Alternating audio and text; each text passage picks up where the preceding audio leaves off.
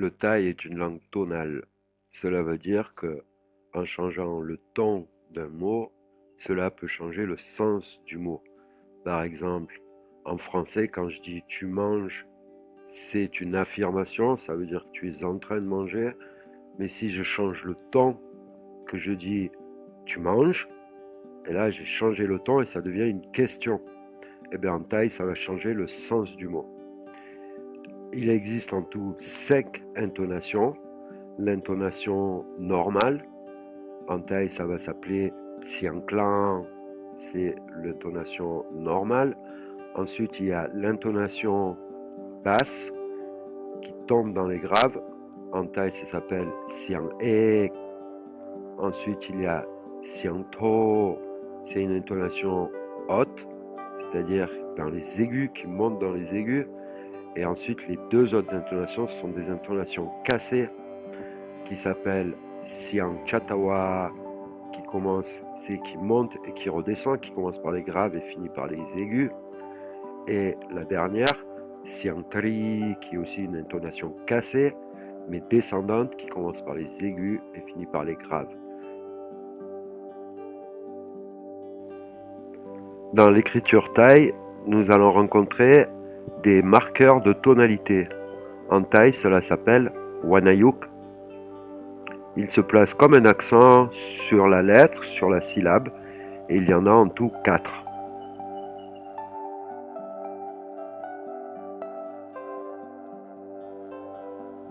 Mai Tho, Mai Ek, Mai Chatawa, Mai Tri.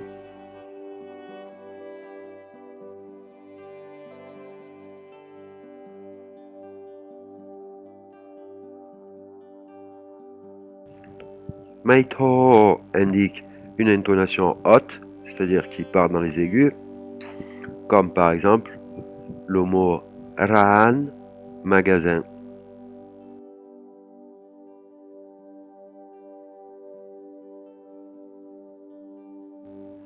Mai Ek indique une intonation basse, c'est-à-dire qui part dans les graves, comme par exemple le mot Tao, une tortue.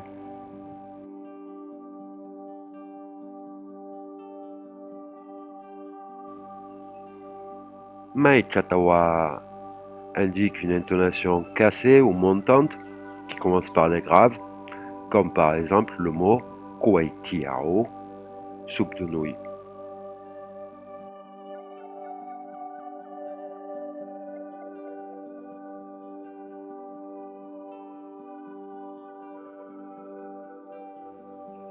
Maitri, une intonation cassée qui est descendante, commence par les aigus,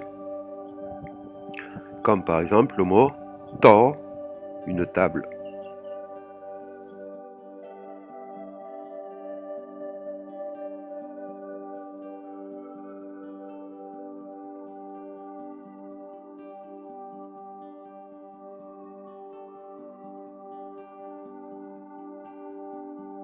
Jan, assiette.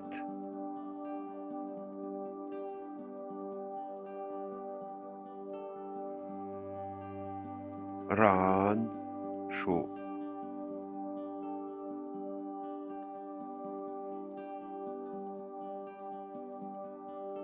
Neuil, fatigué.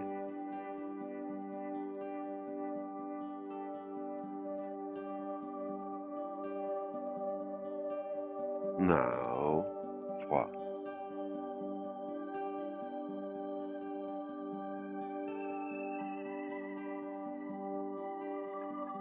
Karak, robinet.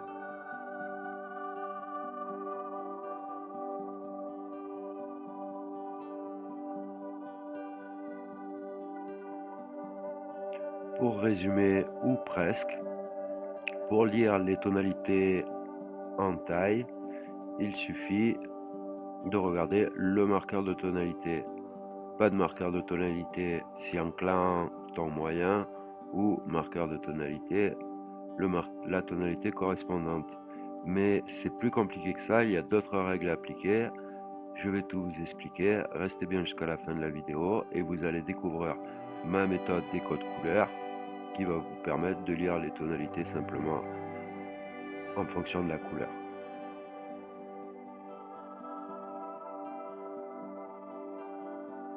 Donc, comme je viens de l'expliquer, le marqueur de tonalité ne va pas indiquer toujours la tonalité correspondante à appliquer. Il y a 4 règles qui vont s'appliquer. Il va falloir prendre en compte le ton de la consonne. Les consonnes sont classées en 3 tons, le ton moyen, le ton haut ou le ton bas. Ensuite, la nature de la syllabe, si c'est une syllabe morte ou une syllabe vivante. Une syllabe morte, c'est une syllabe qu'on ne peut pas continuer, et une syllabe vivante, c'est une syllabe qu'on peut continuer, qu'on peut rallonger. Si vous commencez à écrire le taille, vous savez de quoi je parle. Et ensuite, la longueur de la voyelle. Les voyelles taille sont classées en 2 catégories, les voyelles courtes et les voyelles longues. Ce sont toutes ces informations qui vont se combiner pour indiquer la tonalité. Et c'est ce qui fait la difficulté de la lecture du taille. C'est ce qui est difficile en taille. Et maintenant, je vais vous faire découvrir ma méthode qui va vous permettre de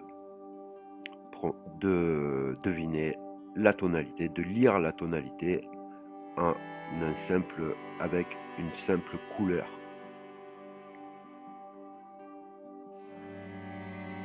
Donc ceci est le tableau des codes de tonalité, des codes couleurs de tonalité des leçons de taille formation. Vous retrouverez ce tableau avec ce schéma sur chacune des leçons.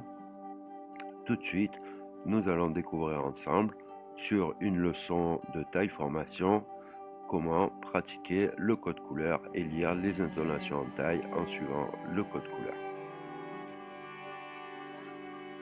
Donc ici, nous retrouvons les 5 tonalités avec leurs couleurs correspondantes. Et en résumé, ce petit code de flèche couleur pour nous souvenir quelle tonalité correspond à quelle couleur.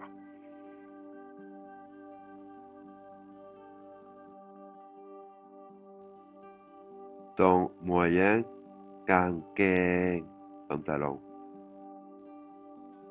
Ma, verbe venir. Kin, verbe manger. Je, can, se rencontrer. Paille, verbe aller. Le ton bas, an, le verbe dire. Me, en avoir marre, être lassé.